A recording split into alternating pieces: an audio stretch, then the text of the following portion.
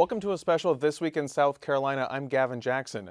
On August 23rd, the South Carolina Supreme Court upheld the state's 6-week abortion ban law by a vote of 4-1. The law is extremely similar to the one Republican lawmakers passed in 2021 that was rejected by the court in a 3-2 ruling in January for violating the state's constitutional right to privacy. But with slight changes, the new law passed in May, and along with a new justice on the Supreme Court, replacing retired Justice Kay Hearn, the law was upheld. As such, it moved abortion accessibility from 20 weeks to whenever an electrical signal in an embryo representing cardiac activity can be detected, which is as early as 6 weeks. This is also a time when many women do not even know that they're pregnant, and appointments at the state's 3 clinics can have weeks-long waiting lists. The law has limited exceptions for sexual assault victims up to 12 weeks, along with reporting to local law enforcement. There are also exceptions for the life and health of the mother and fatal fetal anomalies. The law is a result of the June 24, 2022 United States Supreme Court decision on Dobbs v. Jackson Women's Health Organization, which overturned nearly 50 years of abortion precedent. It returned the issue of abortion to the states to decide. So let's jump back to January, when abortion access supporters were celebrating outside of the state Supreme Court shortly after the 3-2 decision, throwing out the previous 6-week law. The court is definitive on the 6-week ban. They did not address other future bills that the legislature might present, which is why I expect the legislature to test the limits. At what point will the Supreme Court say, well, 6 weeks is bad, but maybe this is okay? Because our legislature has never respected the opinions of the Supreme Court. Even when Roe v. Wade was intact, they continued to pass abortion bans. So I think none of us will be surprised at the battles we face starting next week. The wheels began moving the first week of the 2023 legislative session to push forward with another abortion ban bill, and the topic of judicial reform suddenly became a hot issue. We also will protect life. In light of what happened with the Supreme Court last week, I think you will see us, we're going to evaluate all options that we may have in dealing with that, but you will not see us rush to a process, but you will see us make sure that we find and settle on a process that is compliant with the law, but also protects life in South Carolina. In a rare move, Governor Henry McMaster spent a few moments calling out the Supreme Court during his annual State of the State address in January, before the entire legislature, constitutional officers, cabinet, and Supreme Court justices. South Carolina is one of 2 states in which the General Assembly selects the members of the judiciary. It appears that the confidence in this arrangement is waning. Too often, the people's business is unattended. Justice delayed is justice denied. I suggest that our founding fathers prescribed a method for judicial selection that has served our federal government well and with which the public is quite familiar.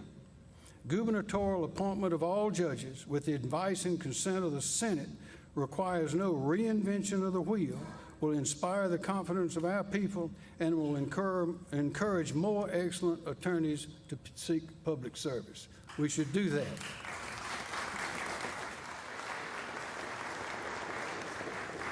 Last year, the U.S. Supreme Court ruling in Dobbs against Jackson Women's Health Organization gave us cause for confidence when it recognized that Roe against Wade was egregiously wrong, and, quote, on the day it was decided, and that the U.S. Constitution does not prohibit states from regulating or prohibiting abortion.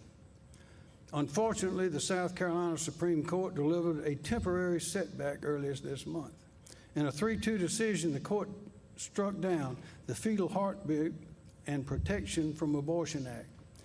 Our court concluded that it violated a South Carolina constitutional provision that was proposed and adopted before Roe v. Wade at a time when nearly all abortions were illegal in South Carolina.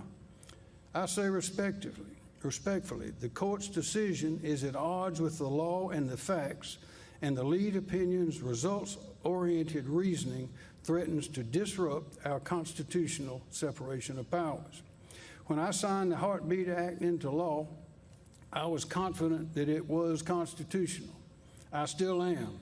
Therefore, I will be filing a petition for rehearing next week along with other state officials, and I remain optimistic that we will prevail in our historic fight to protect and defend the right to and the sanctity of life.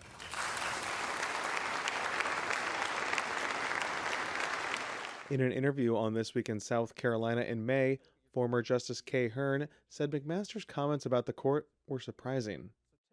I did not, I was shocked when the governor, as a litigant in a case that was still pending before us, and certainly as a lawyer and a former U.S. attorney, he knew better. I was shocked when he blasted the court. I've been going to those State of the State addresses since 1995, and it's always been so cordial. We have so much respect for the General Assembly on the court and so much respect for the governor, and it was very disheartening to see that that was not reciprocated. Republicans began on legislation that would appease Justice John Cannon Few, the court's swing vote, but also to elect Hearn's successor. Justices in South Carolina aren't nominated by the governor or a party leader. They're not grilled like they are before the United States Senate, nor are they elected like in other states. They're screened by the Judicial Merit Selection Commission, which is made up of 5 Senate and 5 House appointees. Up to 3 qualified candidates for a variety of judgeships are then passed on to the Republican-controlled General Assembly, which then elects judges. Judge Gary Hill became the lone contender for the Supreme Court spot when his fellow appeals court judges Aphrodite Condores and Stephanie MacDonald dropped out of the race. The result was South Carolina became the only state to have an all-male Supreme Court in the nation, a first for the state in 35 years. May I have your attention, please? By a vote of 140 to 8, I hereby declare that David Garrison Hill is duly elected to the South Carolina Supreme Court for the term prescribed by law. Your replacement was a man, even though the 2 women were running for that seat. What were your thoughts on that race? Well, Gary Hill is a wonderful judge. He writes, as a judge on the Court of Appeals, he authored some of the most academic opinions I've ever read. He is a great candidate, and he is very deserving of being on the Supreme Court. Having said that, the 2 women who were running were equally deserving, and perhaps more so in that they had been on the bench longer. Judge Condores particularly had really paid her dues, and Judge MacDonald had. So it was disappointing. Not that I'm happy for Gary Hill, and he will be an excellent jurist, but I wish the General Assembly had thought about how important it is to have diversity on the court, because all 3 of them were very, very qualified. Do you think, and that was your understanding, pretty much reactionary to that decision dealing with abortion earlier in January? Well, I think it was a perfect storm. I think there were a lot of things going on in the last legislative election. Many, many more Republicans were elected, and some of them were extremely conservative on many issues. And that changed the face of the General Assembly a good little bit. I'm sure that our Planned Parenthood decision didn't help, but, yes, I authored the lead opinion, but there were 2 male justices who agreed with me. So I really regret that opinion would have had any impact on this election, but I do think it played into it, sadly. And you stand by it? Absolutely. Absolutely. I mean, if you are going to pass a law, a statute dealing with abortion, you need to give women enough time to know that they're pregnant. And 6 weeks is a joke, as every woman knows. Maybe some men don't know that, but every woman knows that. The same February day as Justice Gary Hill's election, the House Judiciary Committee passed its near-total abortion ban bill along party lines before debating it next week in the House. The Senate itself was in the throes of its debate over its 6-week bill. The senator from Edgefield certainly made a valid point that this heartbeat bill that has been proposed, in a sense, was forced upon us by the actions of the South Carolina Supreme Court when they struck down the previous heartbeat bill, using their interpretation of the word privacy, as the senator from Edgefield said, to read into the law 50 years ago something that no one at the time would have thought that word meant, i.e., the right to abortion. Did you know I'm tired of being insulted and saying I'm not pro-life? I'm tired of that too, Senator. I can imagine that, yes, you are, because nobody in here wants a woman to have an abortion. We just got to give them a chance. And really, what are y'all talking about that we don't have a right to privacy? Do y'all have a right to privacy? If men should have a right to privacy, women should have a right to privacy. And that's one of the things that Justice Kittredge said. He wants to hear more about the health aspect because he does believe that health care should be private to an extent. We didn't give him anything to weigh those interests with. Did you know I don't like to have a fellow senator stand up here and tell me or tell this body, call out other senators' names and say, this is a pro-life senator, and this is a pro-life senator, and this is a pro-life senator. There's not a woman in here that's a pro-life senator because I never hear my name called out. And I probably work harder for children and pro-life issues for born children than anybody else in here. You do. I raised $50,000 last night to help children. And you're going to get more. And I'm going to get more because she just told me I would. And so I'll be waiting for your check. But, You'll get it. The Senate in April narrowly shot down the House's near-total abortion ban bill that would outlaw abortions from conception with limited exceptions. The 22-21 vote couldn't break a filibuster launched by the 5 female senators and was the third time the chamber voted against such a bill since the fall of Roe. The 3 Republican female senators and 3 Republican male senators joined Democrats in blocking the needed 2/3 majority.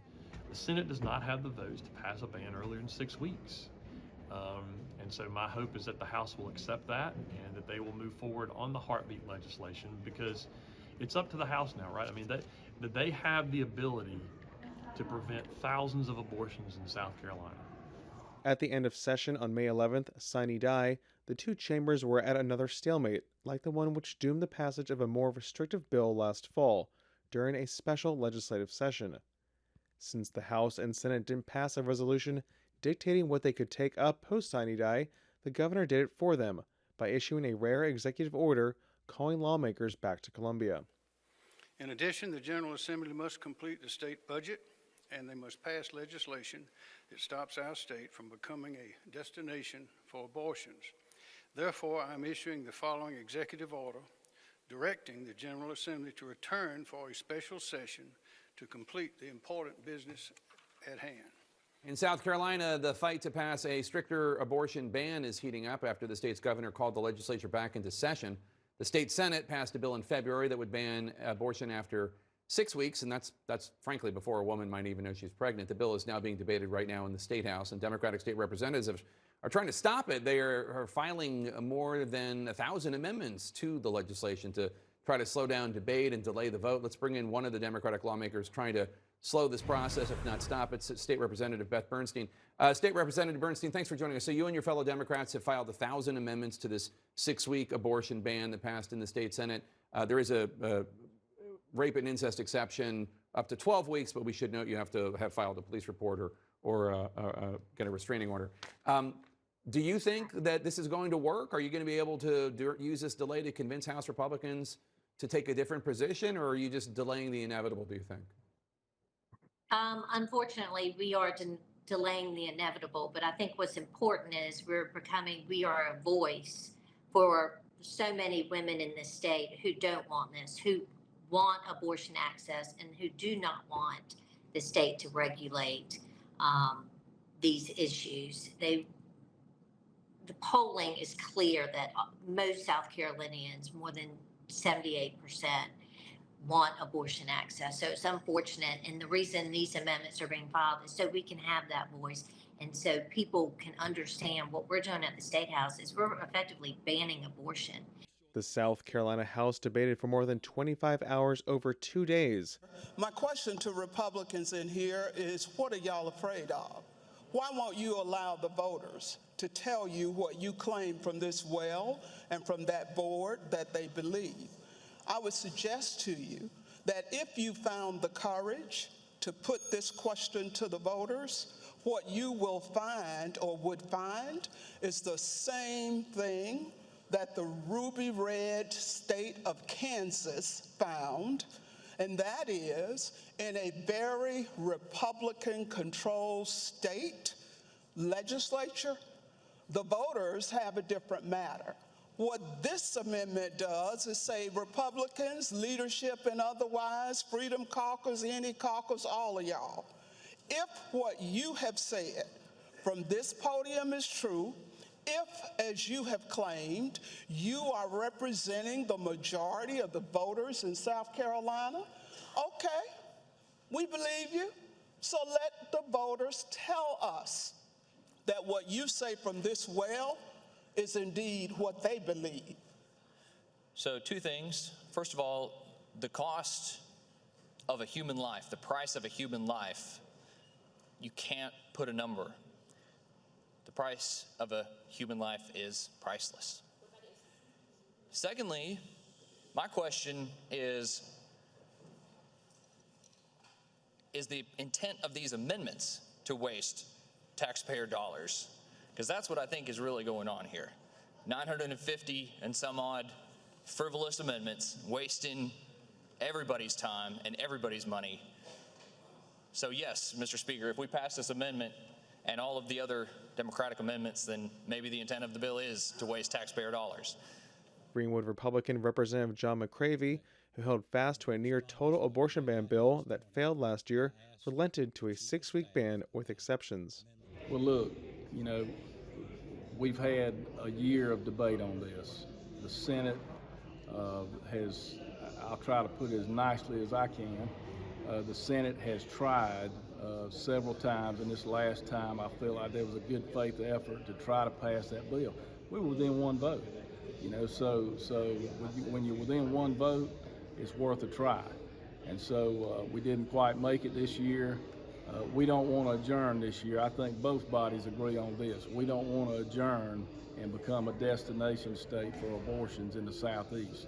You know, North Carolina just overrode their governor's veto. So right now, we're one of the most liberal states in the Southeast when it comes to abortions. We need to change that.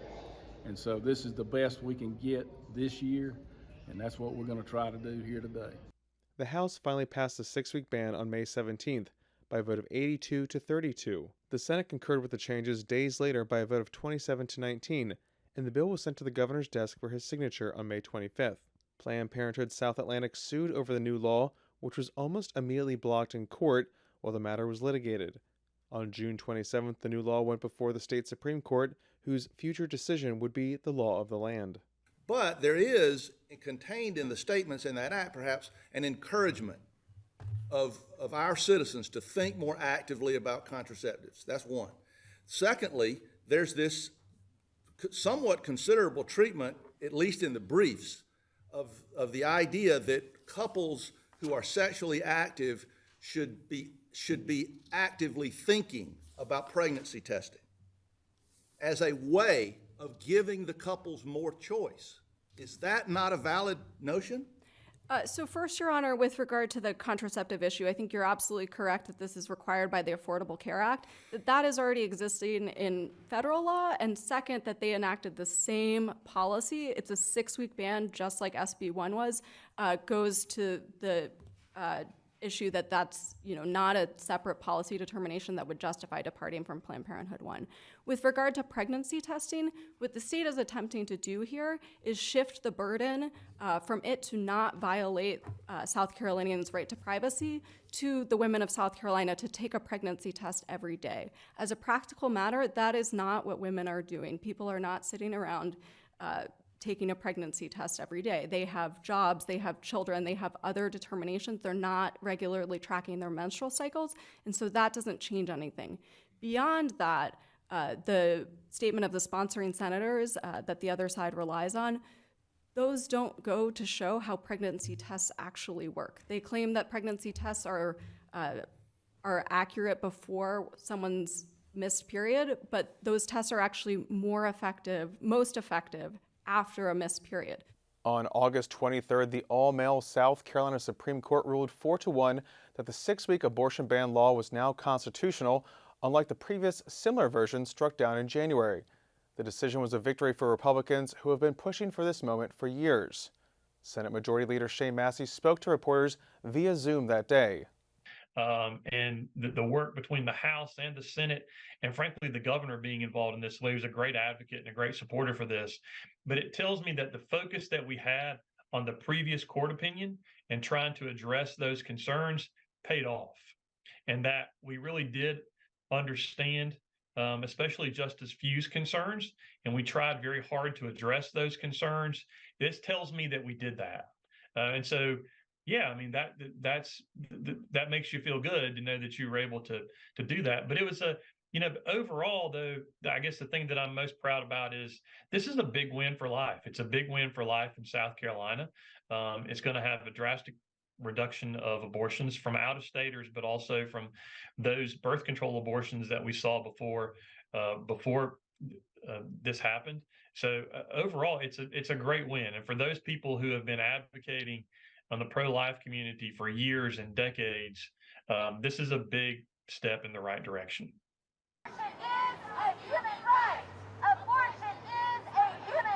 Outside of the State House, the scene was a bit more subdued than the previous summer when Roe was overturned. Unlike the U.S. Supreme Court decision, the South Carolina Supreme Court decided definitively to uphold the law restricting abortion access from 20 weeks to around 6. It really wasn't different, and that's why I was really surprised. As an attorney, I can't second guess the judiciary on this, but I think the decision was flawed. I think we had precedent, and the bill did not change much. I know there were some nuances that were made and some distinguishing factors made between the two opinions, but I think because of the makeup change, there was this new push to get the same legislation passed, maybe tweak a word here or there. And I just want everyone to know this means that for all intents and purposes, we're going to have a ban of abortions in this state, all over the Southeast as well. And so women, particularly in the southern states, are going to have no options but to have to travel hundreds and hundreds of miles away. And so it just saddens me. We have some of the highest rates in the South, especially for black women, of dying in childbirth or their children not making it to 1 year old. We have not even done a study on black women and while they're dying. And meanwhile, they want to take away this decision of abortion, which is horrible. What are these people thinking about? It's not clear how much the State House will change as a result. In fact, it may become even more conservative. That's what Lexington Republican lawmaker R.J. May, vice chairman of the House Freedom Caucus, recently told me. I think we do have a redder State House at the end of 24. And I think we've seen that in the number of folks who have already announced for their candidacy. Gustafson has Republican opposition already. Neil Collins has Republican opposition. Ray Felder has Republican opposition, all from the right of where they currently are. So we're early in terms of announcements for State House races. I mean, we're in September. I think you'll see a vast majority of these announcements in middle to late January. But the fact that we already have a dozen folks that have at least somewhat publicly said their intentions of running against incumbents, and all of them running from the right. You couple that with perhaps more members of the Freedom Caucus with a smaller majority, because we probably lose 3, 4, 5 seats. It allows the Freedom Caucus to also have a larger influence on legislation, because as we grow numbers and move the body to the right, And if those numbers shrink, then it's good for the constituents that we serve, for the people who are voting in Republican primaries, for the people who actually care about fiscal responsibility. I mean, look, hopefully we can get to the point where instead of growing government every year, we actually start to shrink it. But I think our budget grew by 13.1% this year, not a single dollar cut from any program. And we're all Republicans who run on reducing the size and scope of government, returning more money back to you, but we spend more money every year. So I do think we see a redder state house because I think a lot of people are going to face primary challenges from the right. In fact, the only people who are going to face primary challenges from the left are members of the Freedom Caucus. This week in South Carolina, and South Carolina Public Radio will continue to cover this issue going forward. And you can stay up to date with the latest news by listening to the South Carolina Lead podcast that I host on Tuesdays and Saturdays. You can subscribe wherever you listen to your favorite podcasts. For South Carolina ETV, I'm Gavin Jackson. Be well, South Carolina.